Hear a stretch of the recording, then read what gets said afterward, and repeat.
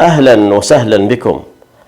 أبرز الأسماء من اللاعبين المهددين بالطرد في نهاية كأس الملك، تابعوا معنا. على طاري نصف نهائي كأس الملك اللي بيكون ما بين نصر الوحدة والهلال والاتحاد، خلونا نشوف مين أبرز المهددين بالإيقاف لو خذوا كرت عن النهائي في حال تأهلت الفرق. لو جينا نشوف النصر راح نشوف، تدرون المهددين بالإيقاف النصر كريستيانو رونالدو، تاليسكا، الفارو، عبد المجيد الصليهم. الرباعي النصراوي هذا اللي تشوفونه مهدد بالغياب في حال خذ كرت في مواجهة النصر الوحدة بعد عنده غيابات مهمة أو مهددين مهمين مثل فيصل فجر وأنسلمو. الاتحاد كذلك عنده صراحة قائمة كثير مهددة في حال انه تأهل للنهائي، عنده حجازي وروما وحمد الله وعبد العزيز البيشي ومحمد الصيعري.